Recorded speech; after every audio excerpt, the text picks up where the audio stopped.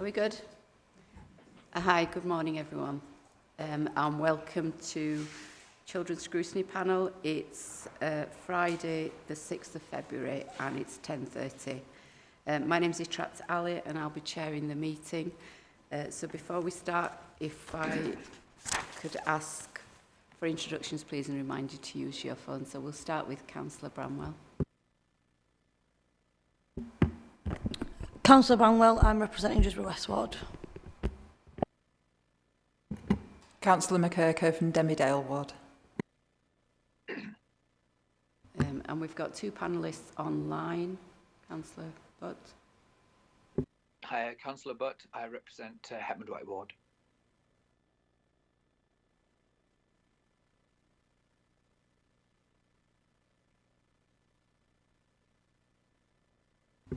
Councillor Smith, can you hear us?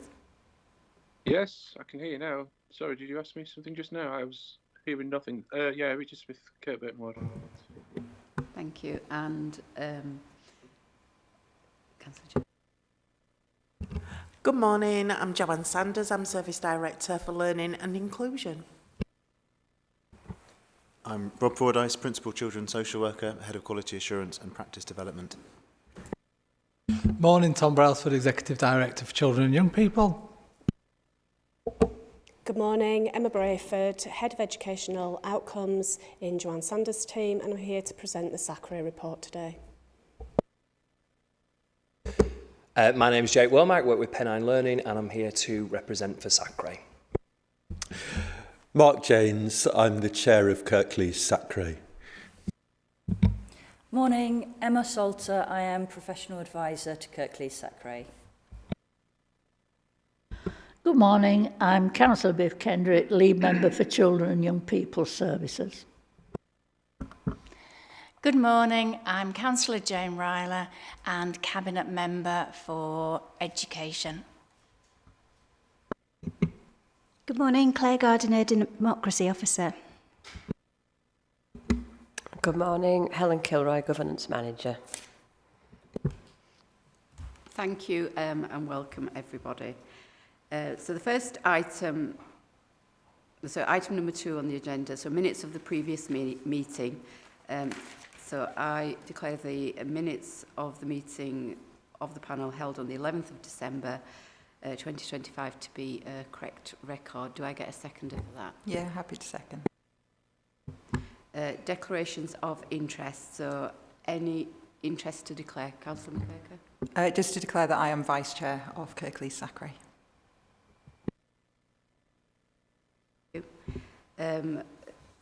Item 4, admission of the public. So agenda items will take place in public. Item number 5, deputations and petitions. Just to confirm, no deputations or petitions have been received. Item number 6, public question time. No public questions have been received.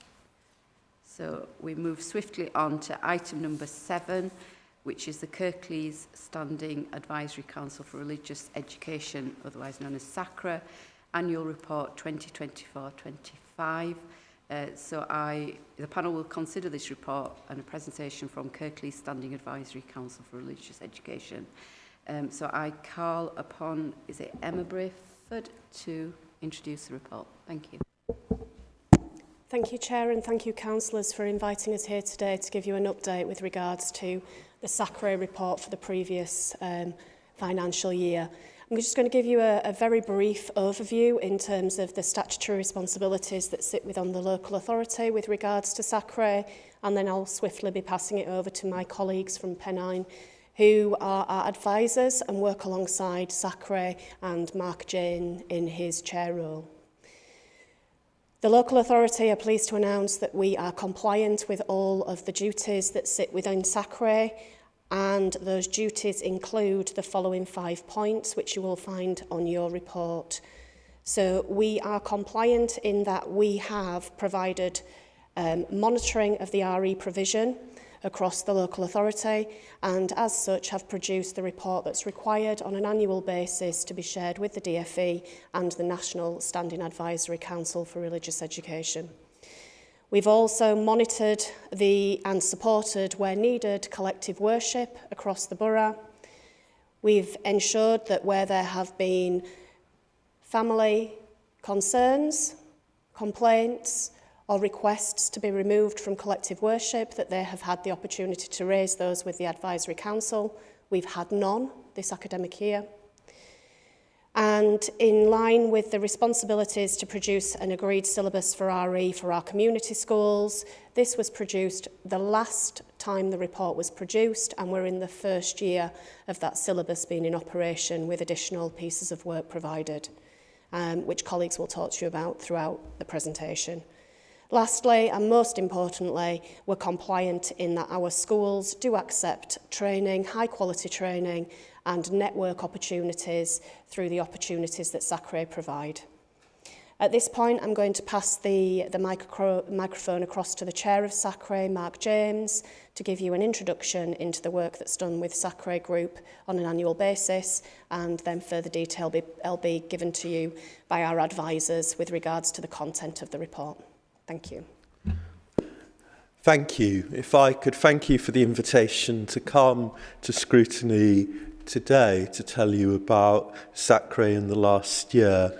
We meet 4 times each year. Our membership represents a breadth of councillors, members of religious and other communities within the borough, teachers, and because we have an inherited established church, the Church of England.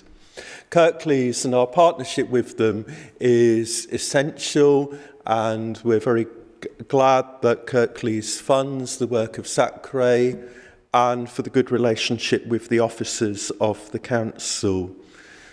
Our partnership with Pennine Learning enables us to help teachers deliver our syllabus, your syllabus, Believing and Belonging, so that children and their education remain at the heart and the centre of all we are seeking to do.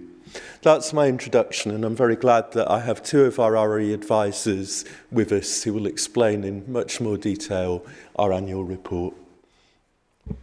Thank you very much. So I'm going to give you a little bit of a flavour of some of the work that's taken shape thanks to SACRE and thanks to the proper funding of the work as well. So we are incredibly thankful that we are properly funded, and it's enabled us to take part in some high quality religious education training and support, benefiting our teachers and our students enormously. And in a world that is difficult to navigate and requires critical thinking, RE remains a very important subject. Starting off, the locally agreed syllabus that began in 2024 continues to be well embedded. By the way, I am going to be referring to the SACRE report, which is the appendix document, and this is covered on page 6. Half of our schools in Kirklees are now using the planning, with a good proportion of them using the resources that go along with it, meaning that where schools are using non-subject specialists to deliver the subject, we've still got high-quality religious education going into those classrooms with a strong pedagogy and an accurate reflection of faith and belief. Schools are very well resourced thanks to Kirklees. This is supplemented with interfaith events, and we had a fantastic interfaith event last year. A similar event occurred this year, with over 2,000 pupils taking part, interacting with our faith and belief panel. Again, like I say, this year it has taken place once again, using faith reps, providing an element of lived experience, building cultural understanding, religious literacy, and bridges between communities and different groups. In terms of the training that we've been able to deliver, we've been able to open up secondary and primary networks completely free to teachers, which is just incredible. And this is something that doesn't necessarily take place across the country. So this really is a pocket of excellence. And again, I want to thank you for that. We are running at the moment networks with up to 40 primary school teachers. Recently, we'd had about 6 secondary teachers. This has increased to 10 plus trainees, representing about 20% of the schools in Kirklees, which is fantastic. And we do have additional support through emails, through telephone conversations, and through school visits as well. We have also been able to offer a SACRE award, which is really exciting. Across the country, there is the RE quality mark that schools can go through, but it's an incredibly expensive process at £490. We are able to offer them something equivalent to the bronze standard, showing that they are delivering high-quality religious education, meeting all the standards that they need to meet for their children. And this is something that we go into schools, we evaluate the RE, we do a learning walk, a work scrutiny, a student panel, and then we're able to present an award to those schools, increasing the profile of the subject, and that's done in conjunction with members of SACRE going and delivering that award. In fact, I think we've got one coming up next week as well. In addition, we continue to work with local religious communities to train them. We've been delivering the School Welcome Project. We additionally have a directory with faith and belief groups that schools can connect with so that they can invite speakers in and go and visit places of worship. Again, just to enrich the students' education. And once again, it's about that religious literacy, that cultural understanding, and that building bridges. And all of this, I think, comes within the remit of that title of our syllabus, which is believing and belonging. And ultimately, the work that SACRE does helps our young people to find their place in a multi-faith, diverse, multicultural society, and to be able to navigate the complexities of that. So again, that was a little flavour of some of the things. I'm quite giddy because I get quite excited about it, because I think we do really, really good work. We continue to do great work. We've got more exciting things in the pipeline. I'm going to just pass over to my colleague Emma, who has taken over as RE advisor for Kirklees, to share a little bit more about some of the direction before we ask for any questions. Thank you, Jake. Thank you, Council. So 2 brief points from me, just sort of bring our narrative into the present. So Kirklees SACRE, as well as having robust education and pedagogy, which clearly is important and embedded throughout the syllabus, we also connect and engage sustained relationships with other community groups that are aligned with SACRE's values and objectives. So this includes the communities team, which has attended SACRE meeting in September. Kirklees Interfaith North and South attend regularly now, and we have ongoing and sustained exchange with those groups and through those groups with their outreach. We also engage with teachers that are at the heart of what we do. So teachers were invited to attend the December SACRE meeting, and we're in the process of gathering feedback data from Kirklees teachers. I was at the network meeting on Wednesday, got questionnaire feedback from our secondary teachers, and then in March I'm attending a primary network to do the same. The second point I wanted to raise for Council is that you may well be aware that in November the Department for Education issued its report outcome on the curriculum and assessment review. And there was some very, very important guidance in that report for religious education, in that the guidance from the DFE is that religious education becomes a national curriculum subject, which currently it isn't, it's statutory, but not a national curriculum subject. In response to that, a task and finish group is underway, and by the end of March, programmes of study are going to be presented to government for further discussion to, then at that point assess whether that guidance can be carried through for RE to become part of the national curriculum. This is an enormous thing in the world of RE. It's the biggest legislative change since '88. We would really like to take this opportunity to open a warm and welcome invitation to councillors. We would love to refresh council representation on SACRE. Your input for us is so valuable, and we have a lot to offer you as well. I'll extend this as a personal invitation now if any councillor would like to meet with either myself, Mark or Jake, just for a chat to find out a little bit more about what's involved. So, you know, for the record, we are welcoming and inviting council to SACRE, and please reach out to us for that. Thank you. So just to conclude then, as this is a report for information and for clarity and transparency, there are no particular actions that are required, but we do welcome feedback if there are things that you would like us to consider as a SACRE for the next report. Thank you very much for your time. Yeah, thank you for that. So I'd just like to say thank you to all the team for that presentation, and particularly for that warm invitation. I would urge members of the panel and councillors to take up that offer. So over to the panel. Any comments and questions? Councillor Bramwell. Thank you all. First of all, it's so nice to see people so excited about empowering young people and school. It's so nice and refreshing, and I bet it is for anyone that watches this live or watches this later, because meetings like these, it is about data, and people can get thrown. I do. Sometimes I'm sitting here and I'm like, have I read enough? You know, sometimes I'm sat there like, do I know what this acronym means? Or, you know, there's a lot that's thrown in terms of jargon. So it's so nice and refreshing, first of all, and you clearly care about what you do, so that's really nice. More feedback, if anything, maybe a little bit of a question, and my apologies if you have touched on it, because I did hear you talk about a student panel, which is fantastic. I'm very big on children feedback and consultation and things like that. It really helps build concepts.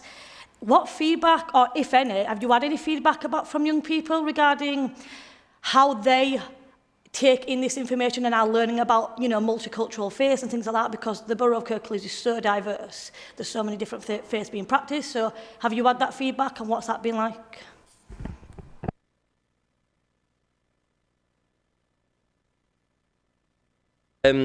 So obviously when we're going into schools, we get to talk directly with students, and they're always incredibly positive about the experiences that they have in RE. They really value it as an opportunity to share their own thoughts, their own opinions. They understand that the world is diverse. They understand the need for high quality religious education, and they're able to articulate it. And this is something that, you know, we're going to continue a theme of this year as we look to go into schools to do more of these RE awards. We're going to have more face-to-face contact with young people. And I think as we're moving forward into this year, we're going to be looking to take more of our interfaith SACRE members along with us. So it not just being something that advisors go and do, but actually members of SACRE, because that's all part of the building bridges, isn't it? And getting that feedback, and everything that we get from the kids in terms of their questions and in terms of their feedback, you know, we look at putting it into practice in the resources that we produce, in the training that we give. Further to this, we've also had lots of feedback through the 2,000 kids that I mentioned at the interfaith events. They were able to have those direct conversations with faith and belief reps. 2,000 kids, it's huge, isn't it?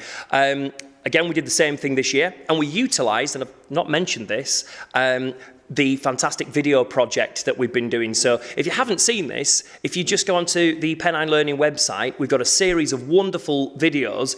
If you think I'm enthusiastic about it, you should see some of the reps, particularly the rabbi on there. Rabbi Albi, exceptionally enthusiastic chap. We've got a wonderful Hindu from Kirklees as well called Kieran, who has just done a fantastic video. The kids watch these videos in the morning. They constructed questions. Gosh, there were a lot of questions. We had to do some emails to get some of them back to the kids. They were asking questions live, and so we were getting that feedback in the moment over that hour session. So that was highly successful. Other SACREs, I think, could learn a thing from this, and it might be replicated elsewhere. We did it again this year. We'll be doing it again next year. And Councillor, maybe you'd like to join us for that one. Thank you for that, Mark. I will try and find that link and circulate it to panel members, because I think it will be useful to see that, so we will circulate that around. Online, I think Councillor Smith's had his hand up. Over to you. Thanks.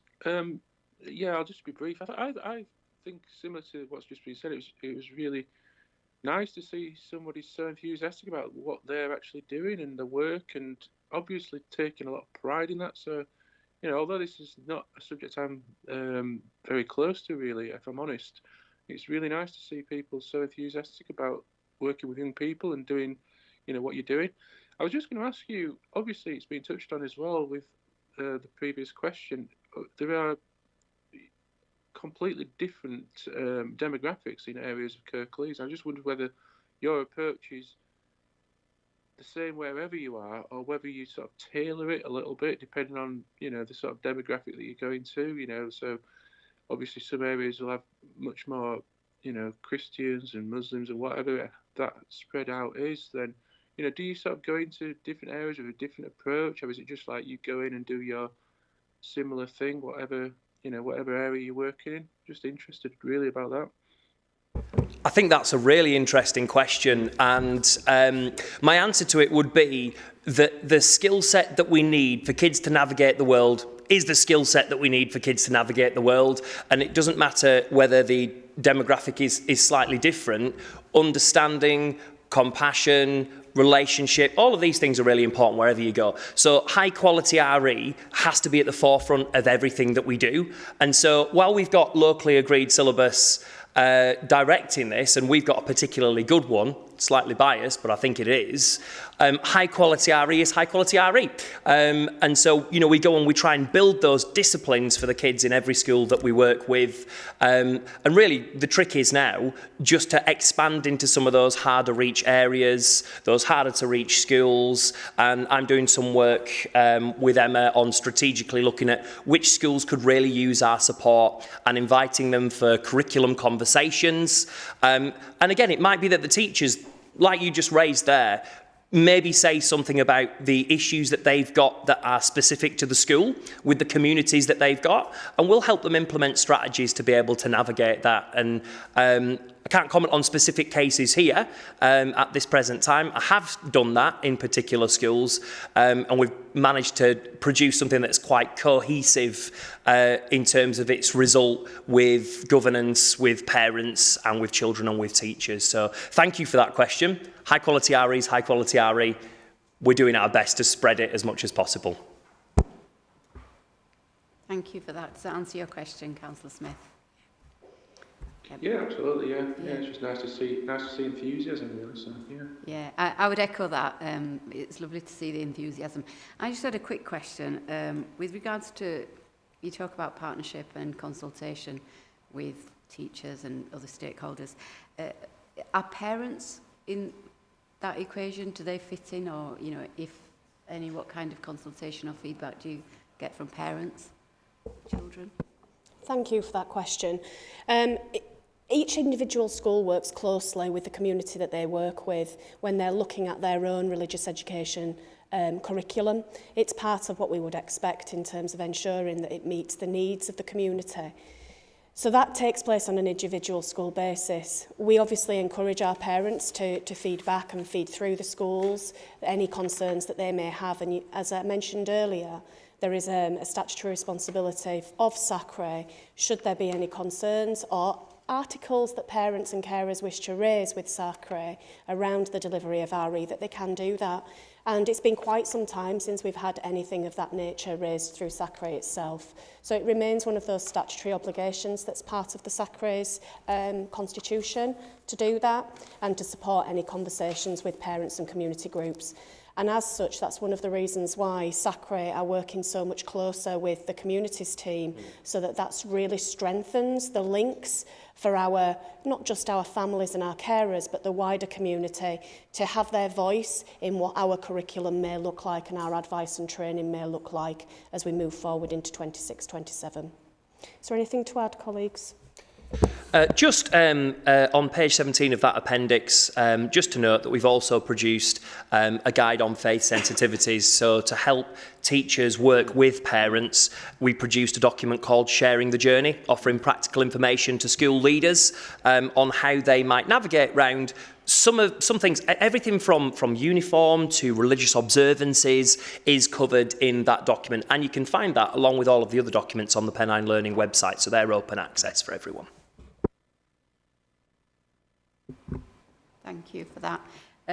So if there's no further questions, Councillor McKirker. No, it's fine. I'm not going to ask you a question, but I just wanted to make a comment as someone who has sat on SACRE from before the time I was a councillor, firstly to just sort of applaud the team that we have supporting us, and also the interaction with Kirklees, and really to second the sort of invitation to any councillors who might be interested, but in particular to the councillors who are on the council on Sacre who don't always come. It's so we are not quora if a councillor doesn't attend the meetings, and the input that councillors can have to that is really crucial. So just for longevity, I would just encourage any other members who are on Sacre to come to the meetings, because you get a lot from it, but also you can put a lot into it. Thank you. Thank you, Councillor McKirker. Yeah, absolutely. Thank you for that. And thank you to the panellists for taking time to come and present to us, and wish you well. So we will move on to item number 7, which is the Kirklees standing, item number 8, sorry, the big plan, preparation for adulthood.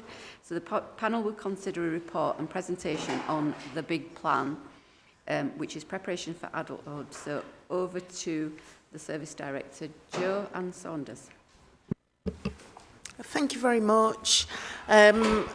So we've provided you with a report just to outline what do we mean, what is meant by preparation for adulthood, as part of, in particular relation to young people with a special educational need or disability.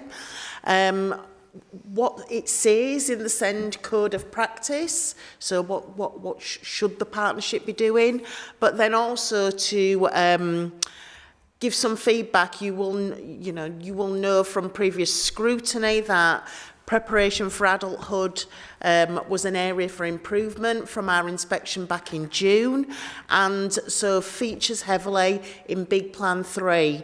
So there's a little bit of what have we done, where have we got to, and very recently, so I'll be able to give you some feedback, some verbal feedback. Very recently, we had a peer review from the region to have a look at how we're progressing.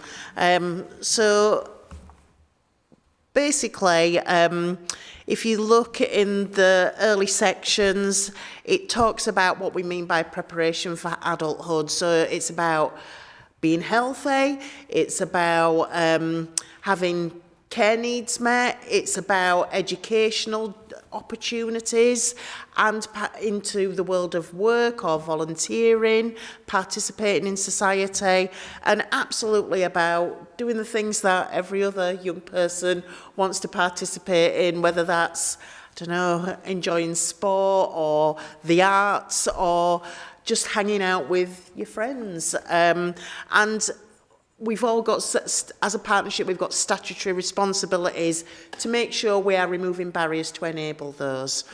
So we do this, don't we, for all our young people, right from the get-go. I always think about my grandchildren, you know, helping them to put on their own shoes. My granddaughter's now learning to tell the time. So it doesn't just start from adolescence. This is something that we're gearing up together with our families right from the earliest of years. So we absolutely have had some high quality resource that we've put some links into the report to help parents, carers, young people themselves understand what we mean by preparation for adulthood. Thinking about transitions, there are lots of different transitions to take into account. You know, that magic, you're 17 and then the next day you have your 18th birthday, but you know, the law classes you as an adult. Sometimes though, I know I certainly, when I turned 18, didn't feel like an adult. So sometimes you have to think about what that actually means when you work through transitioning from childhood to adulthood, and what that means as well in terms of services and support. Our young people, our parents and carers talk to us about the difference between being under the care of a paediatrician and then moving into adult healthcare services. It's different arrangements between children's social care services and adult social care services. And of course, education opportunities are different. School can be different to whether that's education, employment or training in college or different settings. So these are all very different, and how do we do our best to support not just the young person but the whole family as well, feel well informed and move through that journey. So we've had some brilliant opportunities in Kirklees, probably going back, if we look back to about 2024. It's something we've been constantly working upon. So we had some help and support from the local government agency, and together with Tom as Executive Director and our Executive Director for Adult Services, they brought in the LGA to work with us internally in the first instance about developing some detail around how could we work and how could we prioritise. So we were doing the very best to develop services and support and sufficiency for our young people.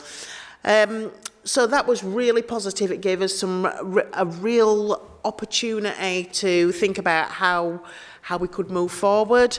And then working really closely with our Parent Carer Forum, Parents of Children with Additional Need, PCAN.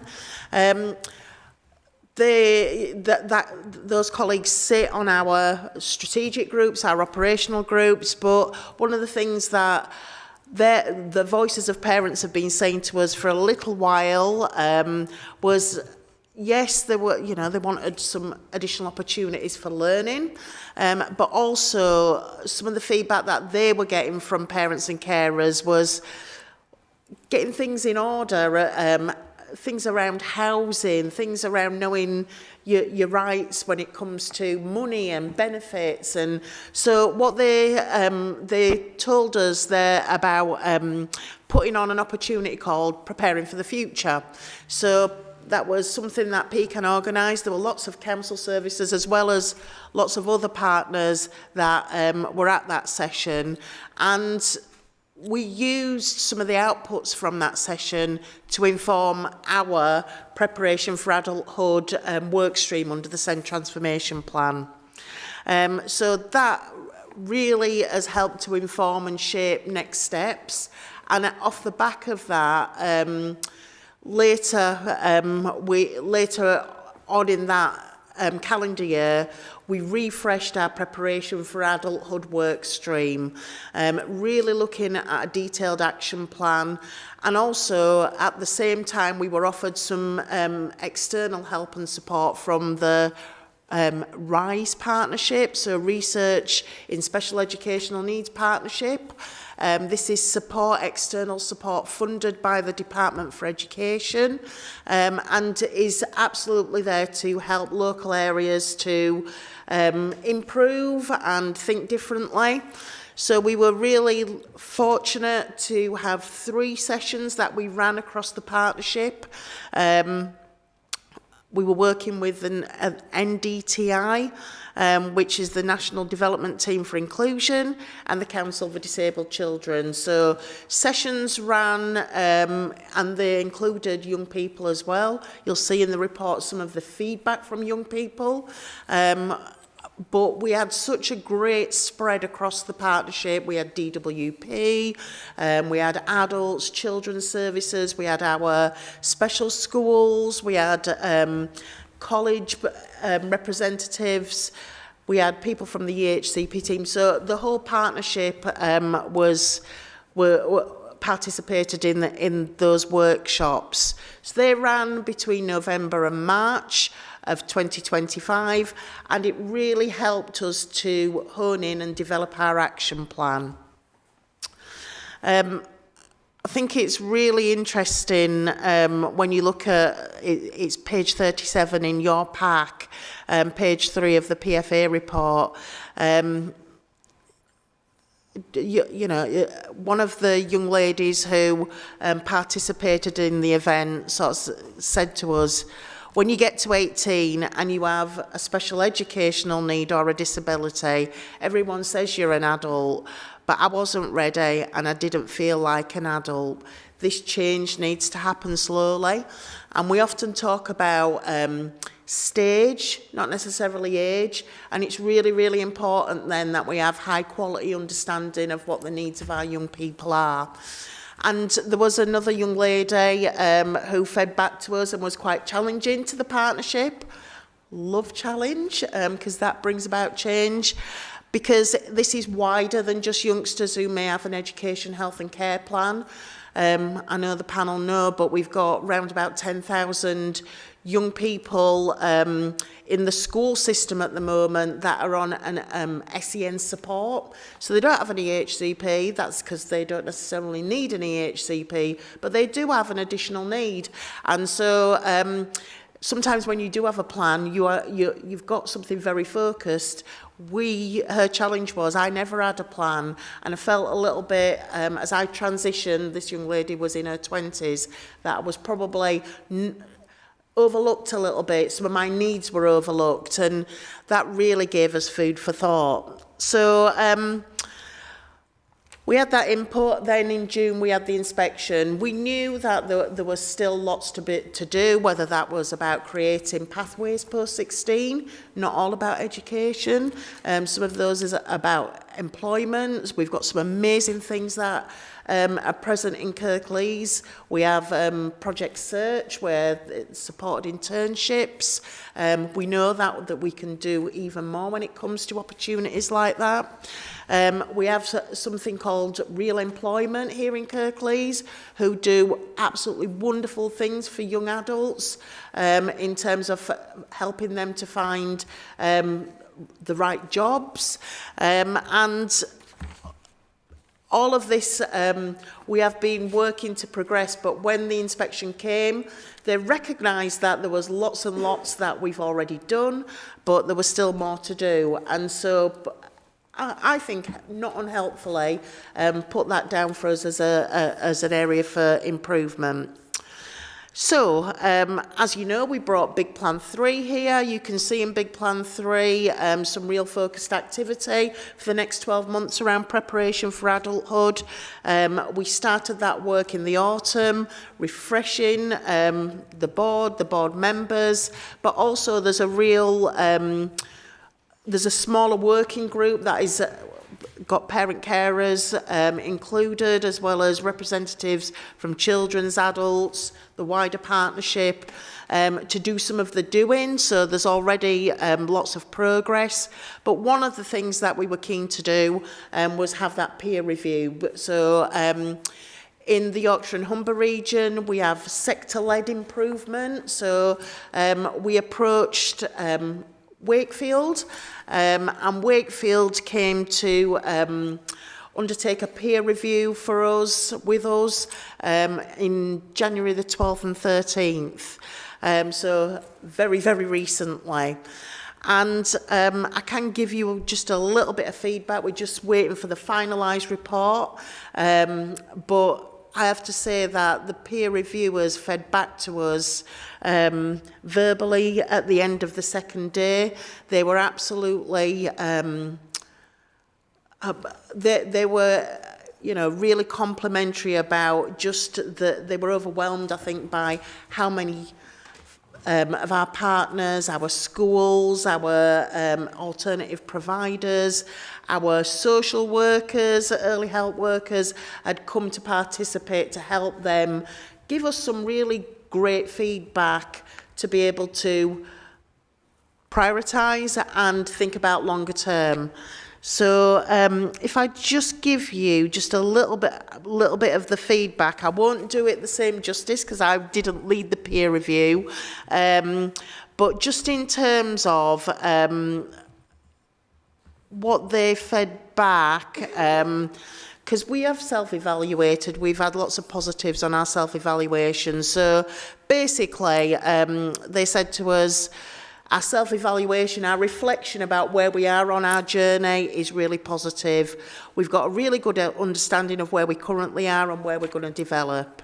But what's an absolute strength is the culture in and across Kirklees. It's really strong. Individual relationships and dedicated champions drive effective collaboration and support for young people and families. They said that our new governance, because we've refreshed it, it's in, it needs to mature, but it's emerging well. And particularly where we've got challenges, for example, around enough post-16 opportunities. But they said to us that there are excellent initiatives. The local offer live event that Pecan lead for us, and the examples of co-production, the engagement with young people and that reach into communities means that voices of parents, carers and young people are heard and valued. And that there's some real innovation starting to emerge, so personalised transition support, job coaching, which is helping to prepare young people for employment and independence. What's been quite helpful then, there's lots of detail to follow, but we just had a preparation for Adulthood Board. It was the Monday directly after these colleagues had been in, so we were able to feed some early headlines, and this is what they recommended to us as immediate actions to build on the momentum that we've already started. So they said to us, put a clear pathway in place, co-create that and publish it so that it's super, super clear for families and professionals and young people from year 9 at the very least. So it's there, but get it down on paper, co-create it so it's dead easy to understand, get that published. They talked to us about early tracking and planning, again, at least from year 9, because that really helps for planning for the future. We know that who's in the system, so really do some work together across the partnership. And then they talked about some putting in place, and we really liked this suggestion, collaborative transition teams. So putting in, they talk about transition huddles. So getting the multi-agency team wrapped around young people for problem solving, getting ducks in a row, aligning things. And then having a look at as gap analysis, really thinking about where we might need to commission more, maybe where we need to commission less, and build on some of the great practice that we've got around project search. What more can we do in terms of supported internships, particularly as the world is evolving around curriculum and capacity. So that's the headlines. There's an awful lot more detail. When the report's finalised, absolutely we'll share with Scrutiny panel.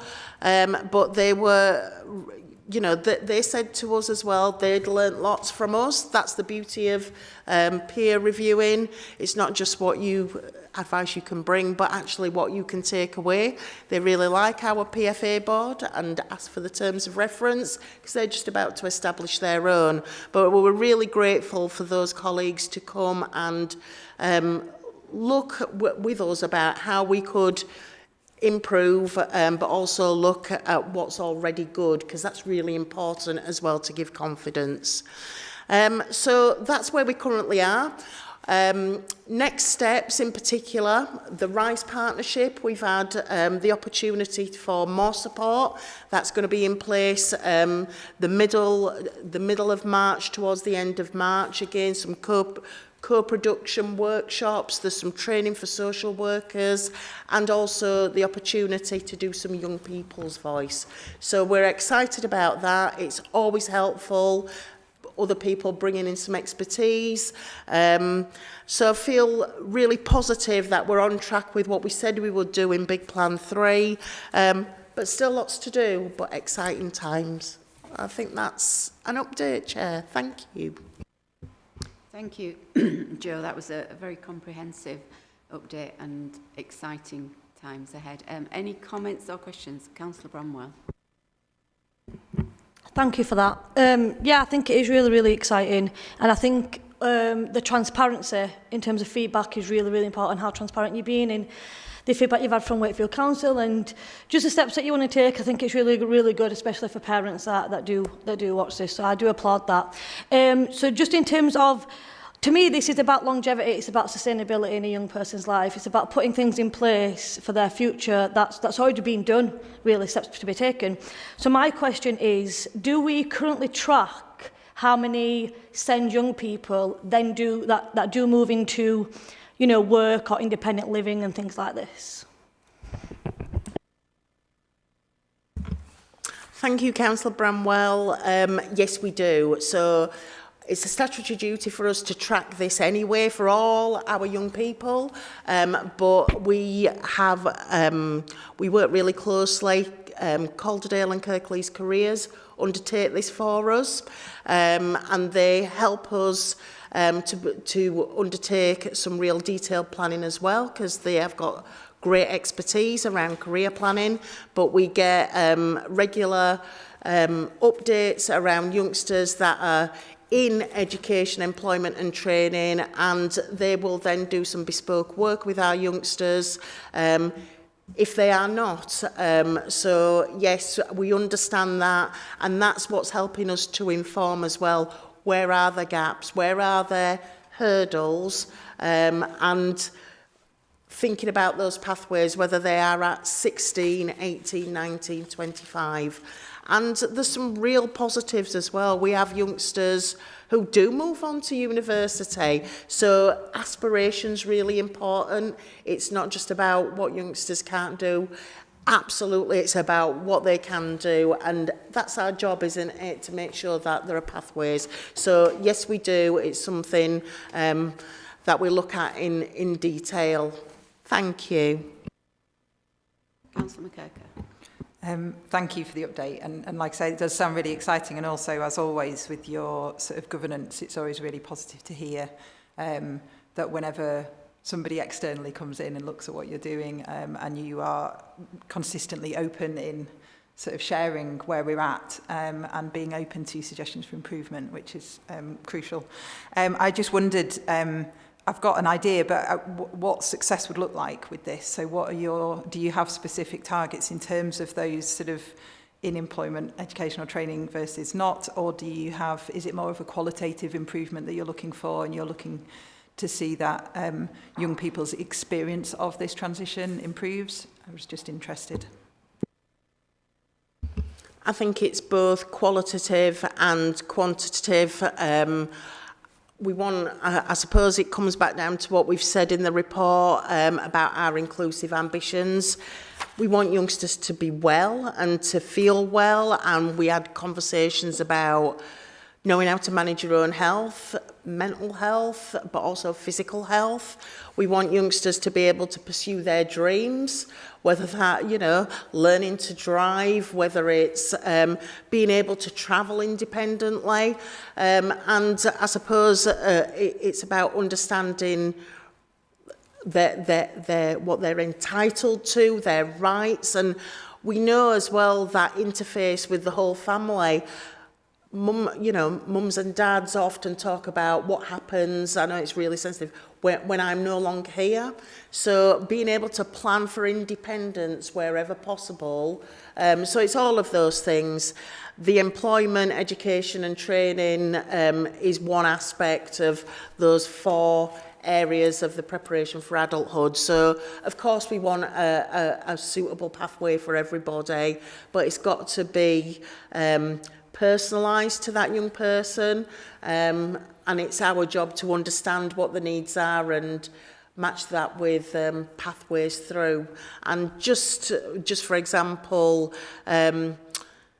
we are currently refreshing some of the needs that are coming through the system, just in terms of how many youngsters with an EHCP. That helps us to work with our post-16 providers to make sure that we've got enough of the right type of provision.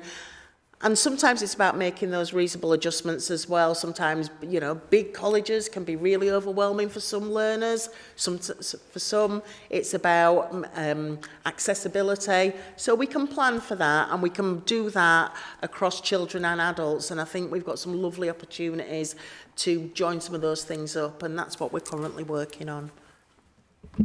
Thanks, Chair. Yeah, and I completely agree with what Jo said. I think it's definitely both in terms of those qualitative outcomes and measuring those. However, I think there's something about the way we look at the preparation for adulthood part of the EHC plan, because I think it's a good point around we do need some hard outcomes about transition and about particularly that aspect of preparing for independence. So I think everyone, including families, us, wants our children and young people additional needs to be as independent as possible. And there are some hard outcomes you can measure there in terms of the amount of our children and young people who are travelling to school independently, the amount of children and young people who might have a work experience aspect. But also there's that whole bit about, me and Jo met with some of our post-16 providers this week to talk about what's that offer look like, how can we widen that out, how can we make it more bespoke, how can we make it more creative, but particularly that idea of having teams that straddle adults and children, whether they're virtual or huddles.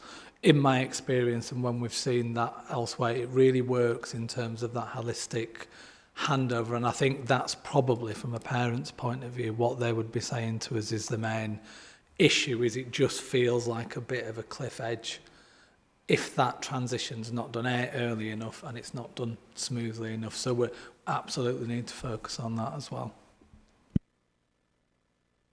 Just to quickly, that sounds great, thank you. And just because you've both mentioned, obviously, that collaboration with adult services, I suppose it might not be a question you can answer, but are you noticing or already aware of any questions around sufficiency in terms of provision for, because obviously, yes, it's great for all our children and young people to have the opportunity to be as independent as possible.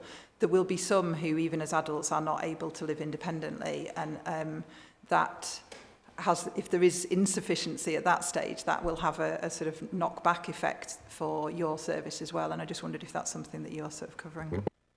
Yeah, it's a really good point, and I think me and the Director of Adult Services, Michelle Cross, talk about this quite a lot, and particularly around those projections. So, knowing our data well so that Michelle can plan for the future about what sufficiency needs are is really important. Making sure that our children and young people are being prepared for the level of sufficiency, which might be very different from children's, is really important too. So we're working quite closely to make sure that that doesn't happen. And I also think when you have those multi-agency approaches across services, that kind of stuff's less likely to happen. But if we get those projections right and focus on the data, we can prepare the market for the needs of our children and young people. But it's a really good point. Thank you. No further questions from the panel. So thank you, Jo, for that presentation. We'll move on to item number 9 on the agenda. So the panel will now consider a verbal update on multi-agency development around children's social care reforms. So it's over to you, Robert Forders. Thank you.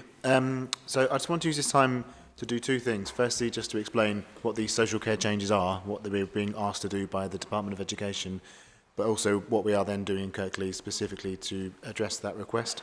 I know some of you will be aware of the reforms and what's being asked of it, and some might not, so sorry if this is a bit of a basic introduction to them, but at least then everyone's on the same page. So the Department of Education has asked children's social care departments to get engaged in what is probably one of the biggest reforms of children's social care in a generation, and this has come out of numerous reports. So there's been, over the last sort of 4 or 5 years, been a lot of reports written about children's social care in terms of how things could be improved. The biggest one being Josh McAllister's review. And that has led to these reforms, which the Department of Education is rolling out, but the Children's Wellbeing in Schools Bill is covering, which is going through Parliament at the moment. What the government's asking is for every child to be given the best chances in life possible, which is a fair request, I think, and something we'd all agree with. But the way they want to achieve that is through having a stronger focus on earlier intervention in children's lives and so redress the system. At the moment, a lot of time, energy and money is spent looking after the children who need to be in care or in child protection plans, which is right. But actually, this approach is to try and think about repurposing some of that resource to earlier intervention so that children don't get to the stage where they can't live with their families any longer. And so they're asking us to do this by looking at three main areas. One is about family help, so the support we offer to families.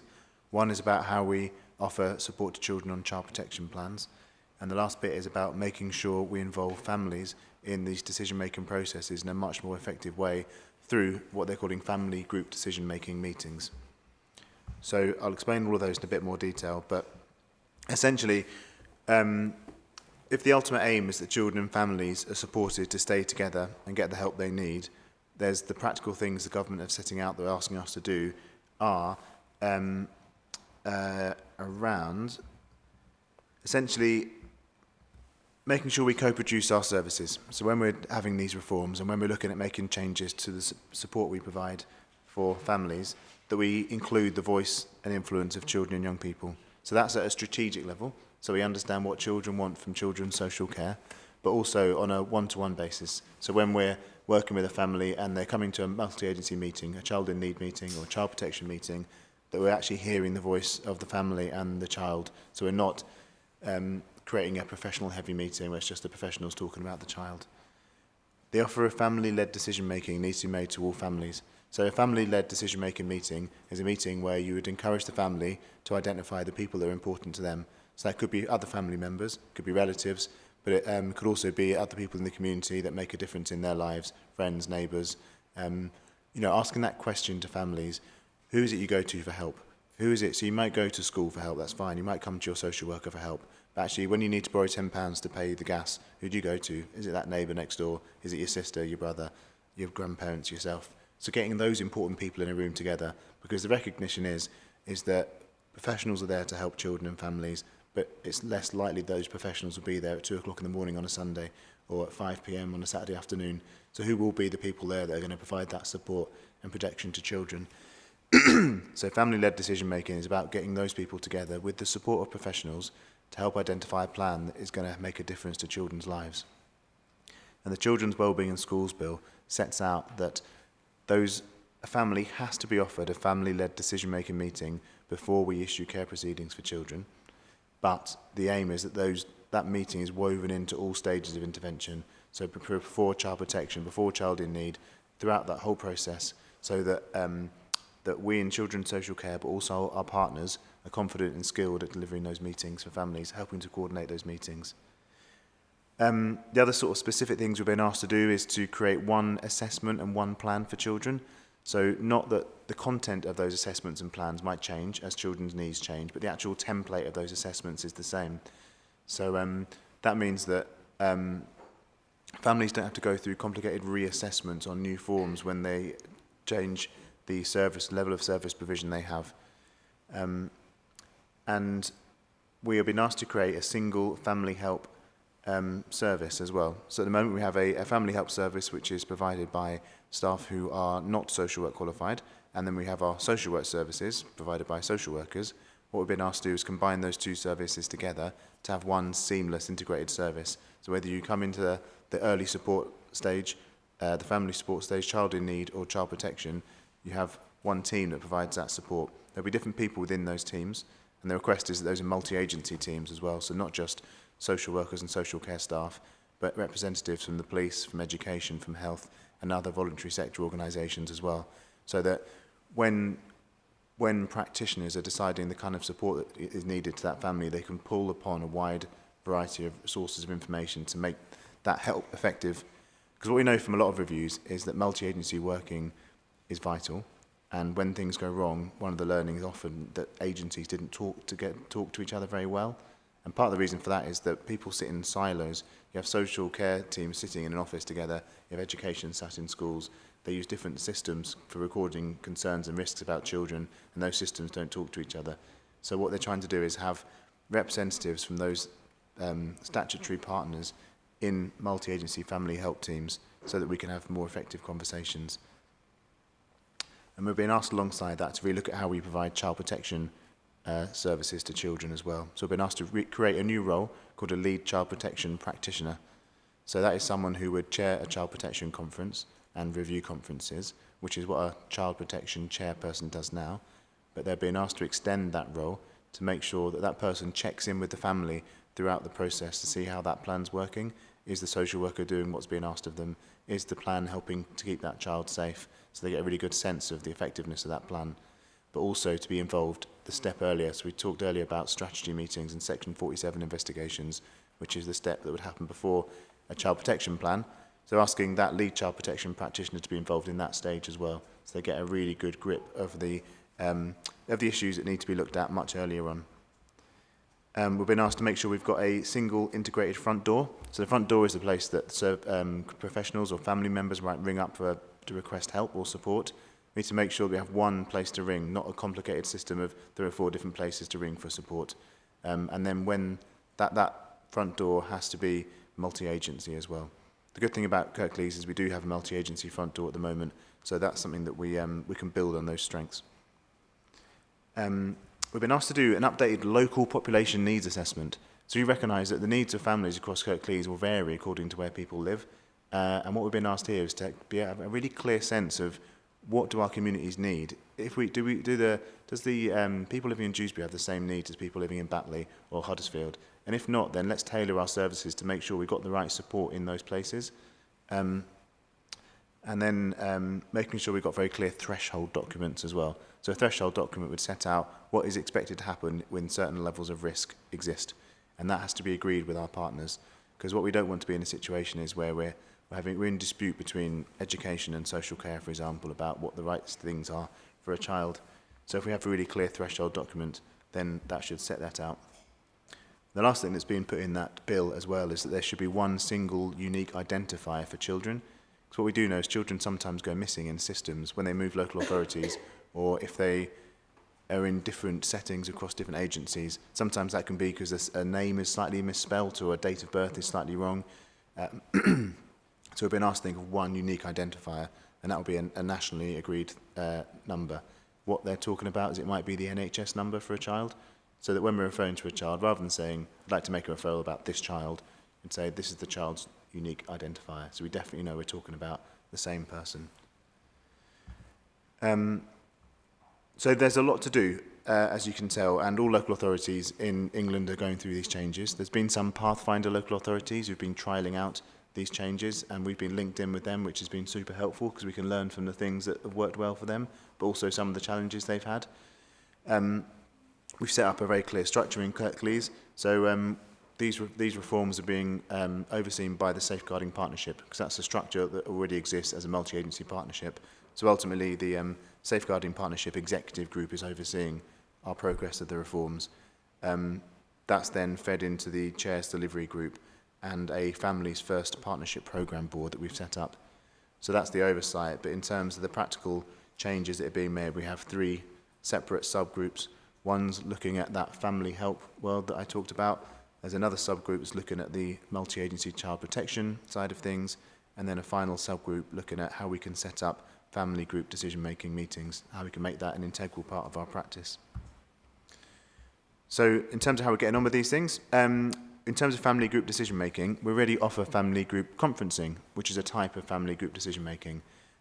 So we're already ahead of that, which is really good. And we've produced a family group decision-making model that is being consulted on at the moment, and the next steps are to roll out training so that all our practitioners, first of all in children's social care, can be skilled and confident in delivering a family group decision-making meeting, but the next steps then to deliver that to our partners as well. So if you're working in a school and you've got some low-level concerns about a family, you feel like you're equipped and able to call a meeting of important family members to say, how should we sort this out? In terms of the multi-agency child protection strand, there's a lot that needs to happen here. So we really have a team that chairs child protection meetings, so that process will stay the same, that child protection conferences will have to exist, Section 47 investigations have to happen. But what we are now doing is drafting the job description for a lead child protection practitioner. and we're working really closely with our partners in police, health, education and the voluntary sector to work out what their role would be in those teams, thinking about what level of experience they need to provide and what they will actually do within those teams. And then in the world of family help, so we've created the family help lead practitioner role, and we've brought the family help service into the same directorate as children's social work services. So that's a big step forward. What we need to do now is think about where those teams are going to be based and how we do that co-location. Because at the minute our family help workers aren't co-located with our social work services. One of the things we've been asked to do in this reform is to make sure that the services we offer to families are offered in a non-stigmatising, community-based way. And that's something we need to work on, because at the minute we have a social work team based in Huddersfield and a social work team based in Dewsbury. But we know that our population is spread far wider than that. So what we're looking at now is what does our estate across the council look like, and what are the buildings we can use to try and make sure we've got more community bases than the two that we have currently, and that within that those places are actually accessible and nice places to come to. So what we want to have is a situation where a family who has a worker already feels able to come to a venue and comfortably sit down and engage with their family help worker. So that means these places need to look nice, they need to look welcoming. We've got some wonderful children's centres that are lovely. Some of them are based in libraries, and those are really nice places to go. And that's completely unstigmatising. So if you are a family who's going to see their social worker and they pass a friend on the street and their friend says, "Where are you going?" Well, if you're going into a really big civic building, it's quite hard to explain why. But if you're going to a library, you can say, "I'm going to the library." And there's no stigma attached to that. If whilst you're there, you also then go and speak to your family help worker, then that's fine. But we need to make sure we create those conditions. And we're working on that one assessment and one plan. So we've got a working group going on that at the minute, and making sure that plan is understandable by families, using language which is clear and easy to understand. So the Department of Education is asking for regular updates every quarter. They say they are, send out a pro forma, and we have to submit it to say how we're getting on. So we're up to date with those. We've had numerous engagement events with our staff, because we want to co-produce this with staff as well, because they're the ones that are delivering these services. We're engaging with families. We've done, through the Our Voice team, we're doing a really good piece of work with some high school students to work out, either if they've had a social worker, what worked well for them, but if they haven't, what would they actually want from that service. So that's been very useful. And we're doing a quarterly newsletter to give an update for partners as well. The challenges really is, this is a big change to the way we work, and some people's job titles and job roles will change, and we know that can be disruptive. And what we've learned from other local authorities that have been through these changes already is that it can lead to some staff leaving, or some staff feeling like this role isn't for them. So we have to be really mindful of that to make sure we keep hold of that experience, because we've got some incredibly experienced people within our service, and we want to keep hold of that experience. Yeah, we need to make sure we continue getting the commitment of our partners across health and education and the police, and being realistic about what those things mean. So when we talk about education, what we really talk about is a whole system of schools, don't we? It's lots of different schools in the local authority, and to get one person that represents education, either in our planning meetings or in these multi-agency teams, is going to be difficult. So we have to really think about how we're going to do that. We need to make sure that our engagement with children and families is effective and not just tokenistic, not just sending out a survey and thinking that's it, we've engaged with children. Effective engagement is about building on what we already know, rather than just doing a standalone survey. And then once we actually have implemented these reforms, we've got to make sure we keep reviewing it to make sure they are working. And then the last bit sort of challenges is about making sure we have a shared approach to risk management. So we know that some of the challenging conversations we have with partners is where there is a different level of understanding about risk. And so we want to try and make sure we can reach that shared agreement about risk and what an effective intervention looks like. So in terms of the next steps, what happens next? The timeline is that we have until April 2027 to implement these reforms.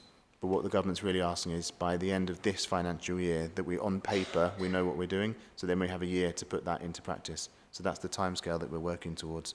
The Children's Wellbeing and Schools Bill is going slightly slower through Parliament than was expected. So the House of Lords have had some questions they've raised, which has slowed it down a little bit. and that's the law that's going to underpin these reforms. So that's a slight challenge. But yeah, so our plan from now on is to talk to our HR partners, talk to the unions, make sure that our staff are well briefed on any changes, continue to engage with them and our partners, and really make sure that when we're doing these reforms, it's the right thing for children and families in Kirklees. And we're not doing them just because we're being asked to do them by the Department of Education. We're doing them because it's going to make a positive difference to children and families. So we're going to keep doing the things we know are working, but use these reforms as an opportunity to make changes to the things that we know could be improved.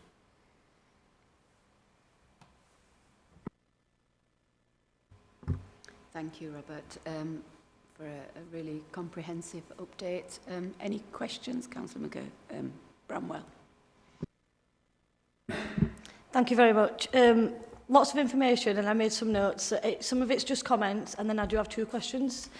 So first of all, the stigma that you spoke about, I think it's really, really important. I think it's really, really good to know how recognised it is to you guys, and that you are wanting to break down that barrier in terms of communication with parents, because it's not easy. This is about child safety, you know, it's a priority, and it's not easy. You have to change as a service so often in terms of social needs changing, areas that are high in deprivation, which, you know, across Kirklees as a borough, we do have a lot of hotspots and red alert areas. So to me, it's important to see that that's recognised, and that's really nice to see that it is, and how you are not just treating the consultation as a tick box exercise and you know, as a legality, you're looking at it as we need that right information in terms of building this concept properly and moving forward. So that's really, really nice. To me, it's a bit of a minefield. I'm still learning about it in terms of, you know, what a children in need plan is. Is that voluntary, a children in need plan, to my knowledge? I think it is. And then obviously the child protection, and then as opposed to the section 47, it's quite new to me. So I'm trying to wrap my head around everything. And I do appreciate that this is very, very new, because, you know, you have until April 2027, and you're kind of trying to hit the ground running a little bit here. But for me, the questions that I've come up with is, the first question is, where are we still seeing delays, you know, in terms of sharing information and data? Where are those delays coming from the most in terms of, you know, what agencies and isn't passing that information across? Where can we do better?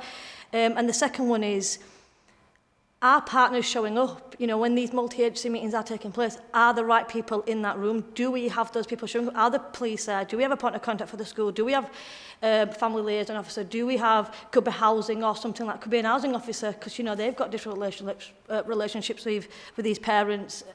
And just making sure that it's all done, as you are saying, the plan that you want to do, to me, is fantastic, because it's trying to stop duplication of work, which is a waste of time and a waste of money when that occurs. So, you know, to me, it's fantastic. But it's just making sure that, do we have the right people around that table the first time? And that's kind of where my questions come from.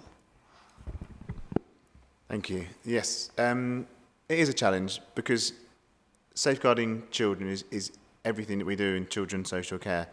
Our partners do that, so that's obviously their priority, but they have loads of other things they do as well, like educating children, or, you know, or keeping children healthy, and all the other things they do. So, but we are lucky. We've got great representation on all our subgroups. We've got incredible buy-in at senior leadership level. So Tom Brailsford and his peers in health and police are absolutely 100% bought into this, and they come to all of our engagement events and speak passionately about it, and they're well versed about what the changes are, which is great.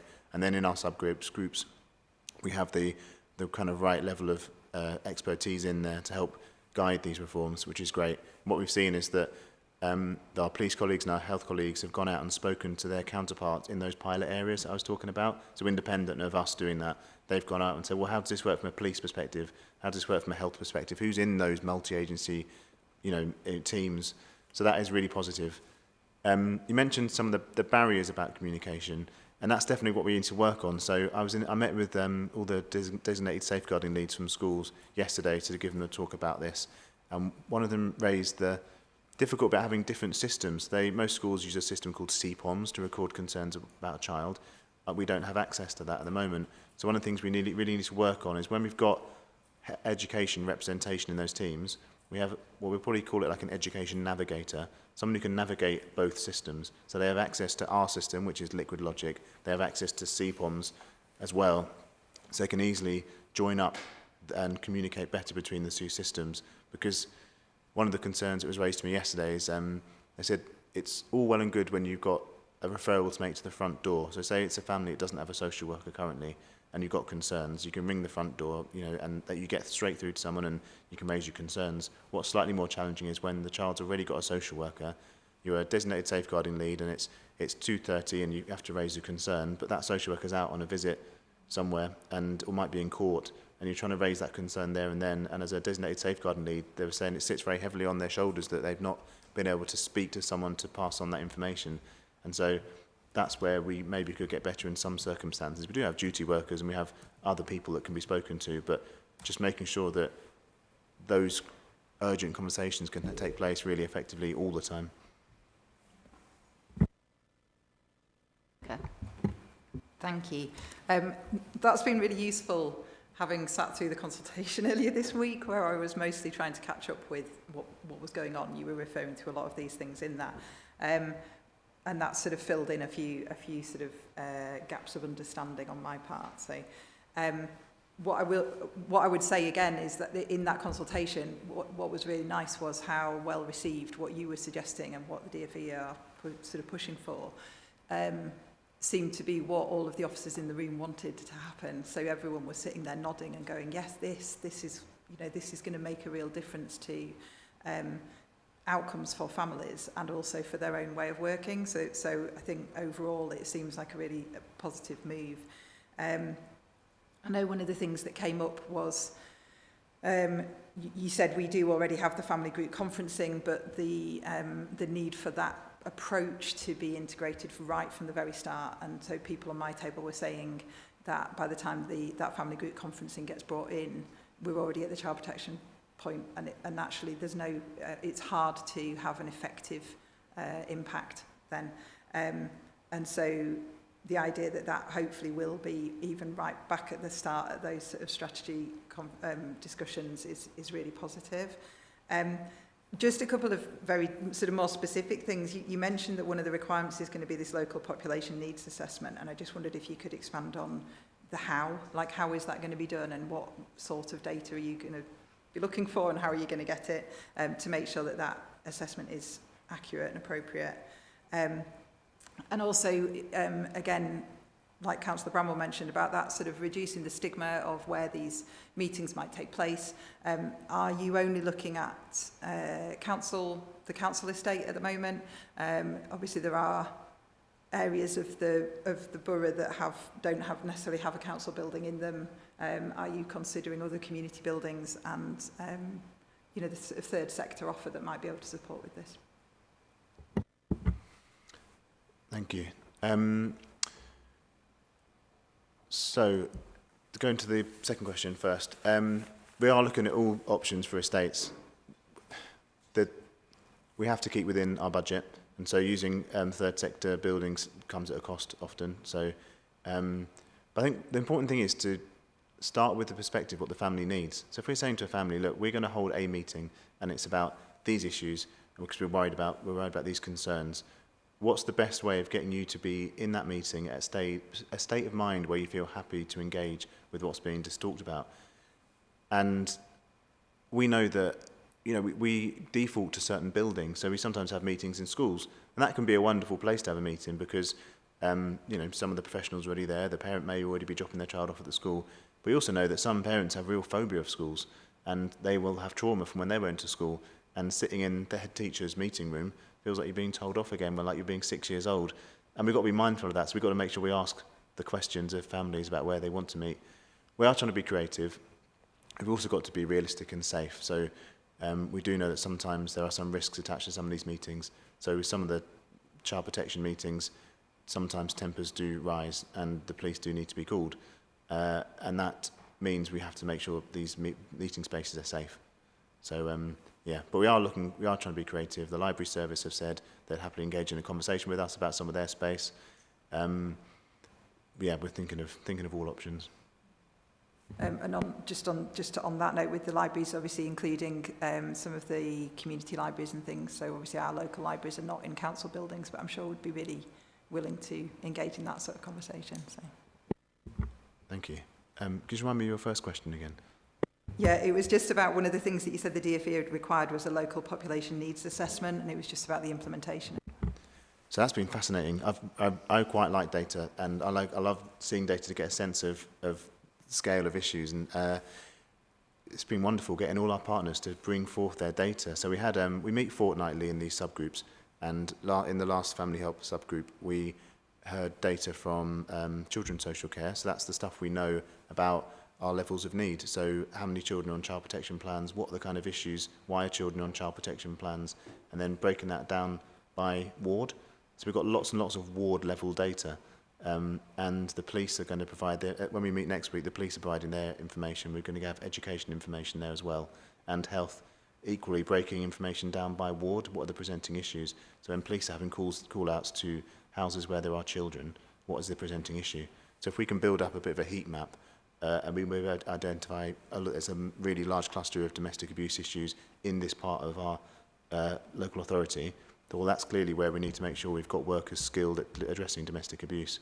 But if we notice that there's areas where there's a greater call-out rate for misuse of drugs and alcohol, well, that's where we need to work really closely with our partners at Change, Grow, Live and other agencies to get that kind of level of support there. So, yeah, we're building up essentially a big picture, so it's proving really interesting. But it's using data that all our agencies already have. We've got the surveys as well that we've done with young people, so like the Year 9 surveys. So what are young people telling us about what they're most worried about? Yeah, it's fascinating. And that's all at ward by ward level.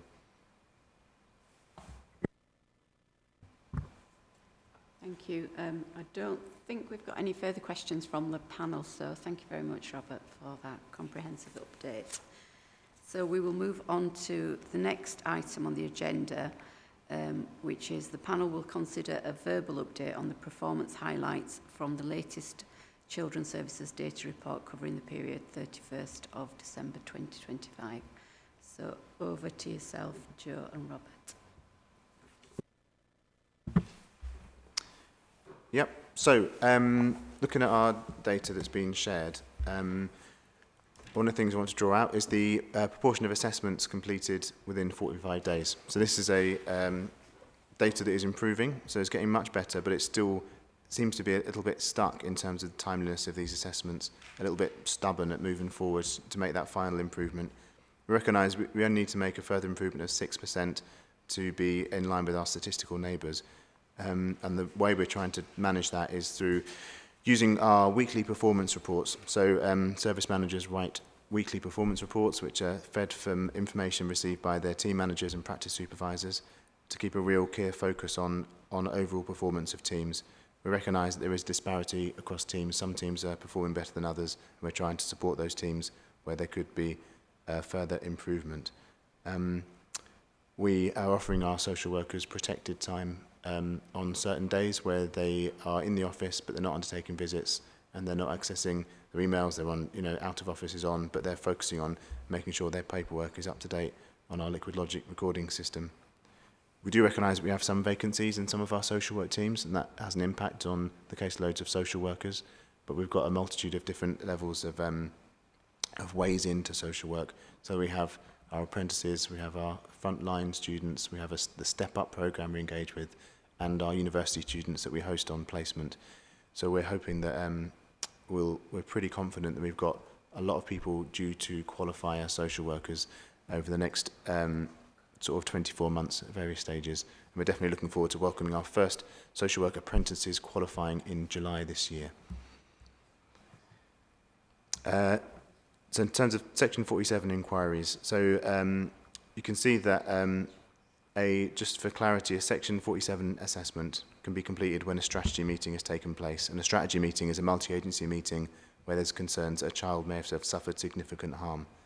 So in December, it was noticed that 50% or more than 50% have an outcome of an other. So just to clarify, we are reducing the number of Section 47 assessments that have been undertaken compared to this time last year. So down to 94 in December compared to 169 in the year before.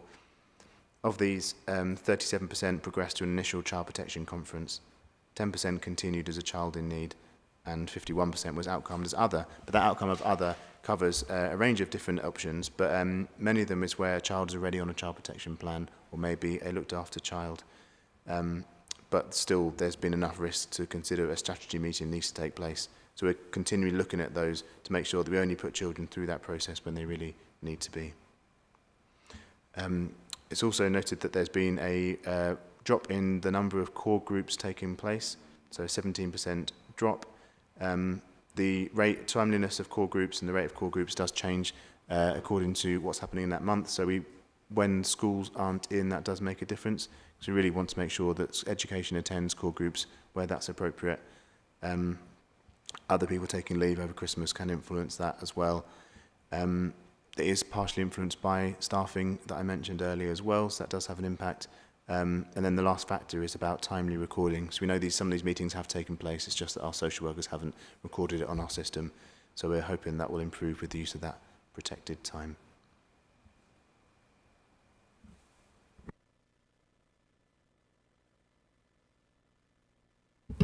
Thank you, Chair.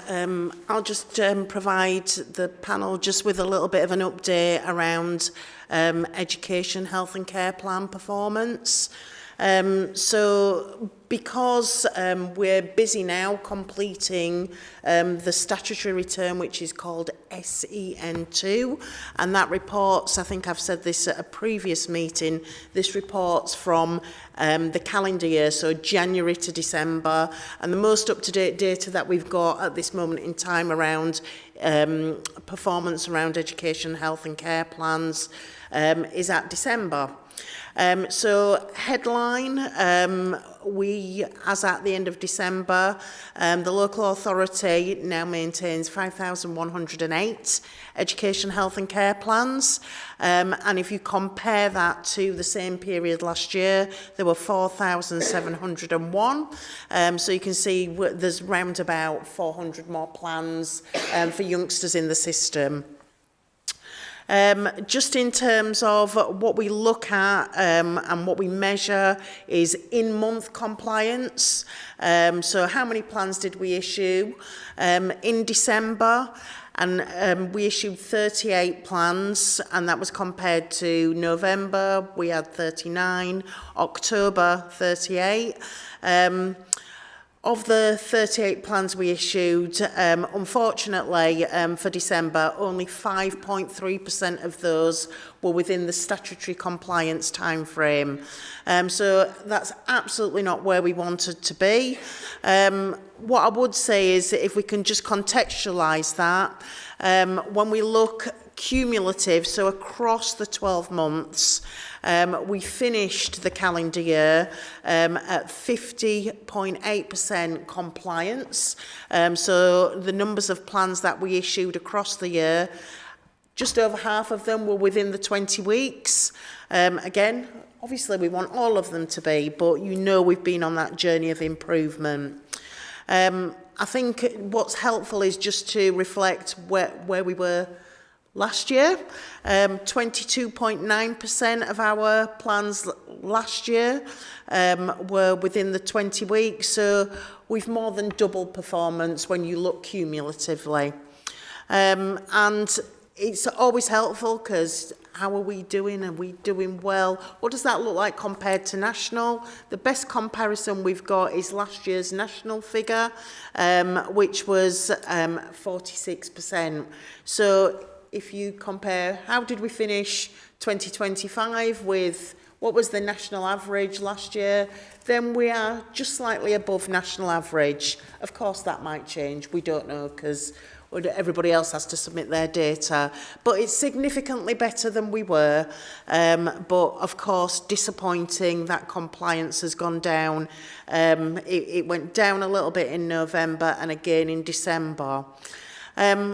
Part of the reason for this we can attribute to some spikes in requests for assessment. Back in June and July, we saw very high numbers of requests coming into the system.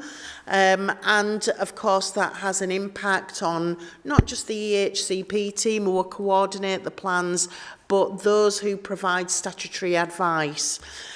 So one of the positives, now I think I've said before, we invested in a new IT case file management system. The difference, I suppose, between where we are now and where we were previously, we can absolutely pinpoint where are the challenges, where do we need to help and support our partners to complete the advice so we can coordinate with the plan. We were very well aware of some of the challenges and are working really closely with partners. We've had some pressure, for example, I look after the educational psychology team. We've had a couple of maternity leaves and a couple of retirements, but we are working hard to take on more trainees.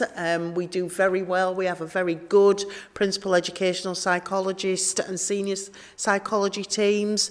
But because we saw that growth, we're bolstering our existing team with some locums so that we can make sure we make inroads into getting those plans through the system as soon as possible.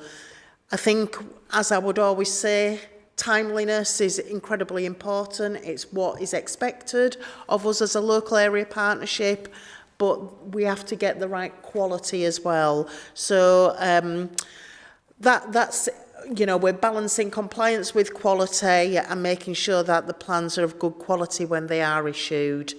Just then to finalise, what I would say is one of the other things that we measure is, so if those plans that aren't within the 20 weeks, how long then are people waiting?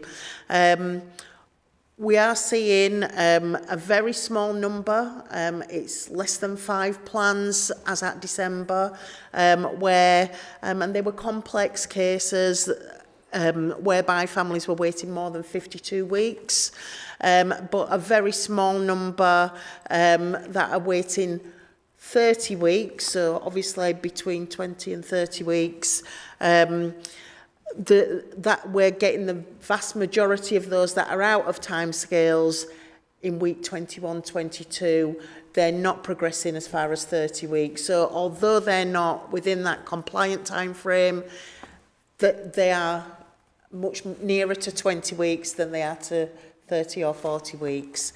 So I think that is going to continue into January and February, but we are working really closely with the partnership to do whatever we can to make sure that we get up to speed with timeliness, but also I've had a new head of service start just this week, and together we're also working on communication so we can explain to families if they are waiting, how long that wait will be. We've had the feedback that is very supportive to families so that they understand, if not within 20 weeks, how long might I be waiting. So that's probably my update, Chair. Hope that's okay. Thank you. Thank you, Robert and Jo. Councillor Bramwell. Thank you very much. It's just more of a comment really to on the EHCPs. There is a lot of work that's been done, and I think it's important to recognise how far this system has come, and in terms of support for people.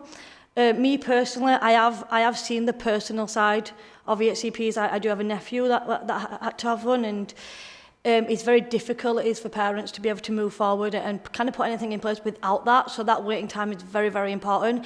I think it's important to recognise that, compliance is down the last 2 months, and that you guys recognise that there's work to be done, and that, what you're putting in place to get that done. I think that's really important.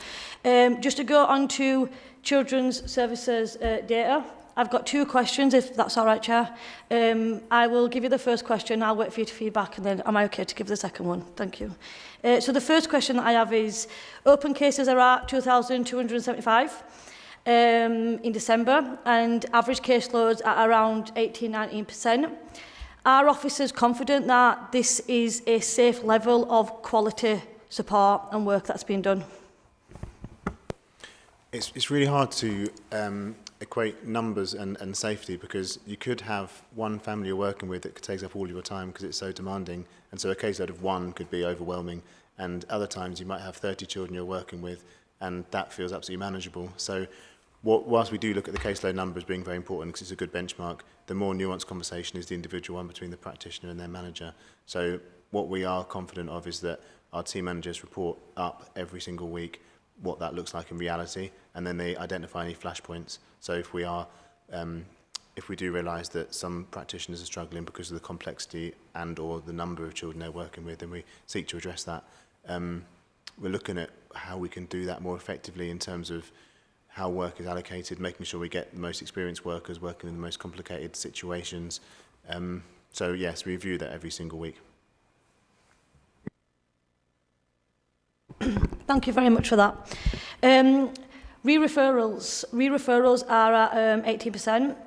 What are we learning about the families that come back into the system the second time around? Like, you know, is there something that's kind of being flagged that you can say, okay, well, this is quite common, Are things being missed in the first referral? Is that why the second referral is coming in? What is it that you're learning about those re-referrals? It's different. We do regular re-referral audits just to try and do deep dives into those situations to work out what it is that's changed. We're trying to work with families in a way that makes a difference, and when you're working with a child and a child in need plan, you mentioned earlier, that's voluntary, so people choose to engage with us on that level. That's the space we want to work with people, because it's about building relationships.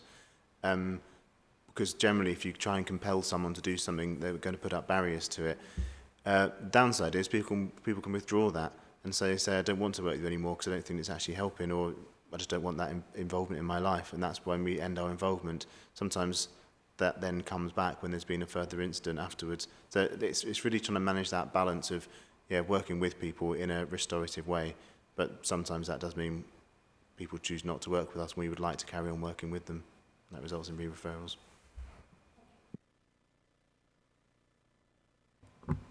Any further questions from panel members? No. So no further questions, so thank you very much both for that report. So we will move on to the next item on the agenda, which is pre-decision scrutiny, or cabinet decisions on the horizons. Have we got any updates or anything that anybody wants to raise? I don't think so. We have two reports that are coming next week at Cabinet, but they wouldn't really fit the bill. One's on school funding and the other one is on the alternative provision free school. But what you're looking for is pre-decision scrutiny. Yeah, that's fine. Thank you very much. Viv, did you want to say something? I haven't anything that I can see on the horizon at the moment. The panel has an eye already on preparing for adulthood, and there may well be some things come out of that, whether it's about posts or structures or IT, but I don't know that yet till the service works through that. And of course the social care reform likewise may well have needs, demands, challenges that they want the Cabinet to give sanction to. At the moment, it's too early to say. I suppose a likely one that will be sooner rather than later than those may well be around sufficiency. You know, I constantly bang on about the need for sufficiency, particularly with residential care homes. I know nothing concrete at the moment, but I know the service is looking at plans for what else we can do to increase that sufficiency, and that will come to Cabinet. All I can say is where I am become aware of something concrete on a flight path, then I'll make sure you're aware, Chair. Thank you for that, Councillor Kendrick. Jo. And probably the other thing that we're anticipating that we've noted previously at scrutiny and there was delay is the schools white paper, the SEND reforms that I suppose everybody's waiting for. So I suspect there'll be lots to consider alongside the things we're already doing. So yes, so obviously as soon as it lands. We'll be working with the partnership. We are planning, I think I mentioned this last time, some sessions, and we're absolutely extending that invitation out to our panel members and councillors. Again, you're already helping us so much by some of the questions you're asking, and those are going to be open to all partners in the system, including our parents and carers, and we're finding a way in which we can engage young people when it arrives. So, thank you. Thank you, Jo. Look forward to that. So the final item on the agenda is the work programme and agenda plan for 25-26. I assume you've all got copies of the agenda plan. Is there any updates to visits that anybody has been? No. We have got a number of visits up and coming in February that I will be attending. So I will update at the next, February and March, so I'll update at the next meeting. If that's okay. I'll send through some notes from attending the consultation earlier this week as well for the social care changes. So. Thank you. Cool. And with that, we draw the meeting to a close. Thank you all for your attention and attendance. Thank you.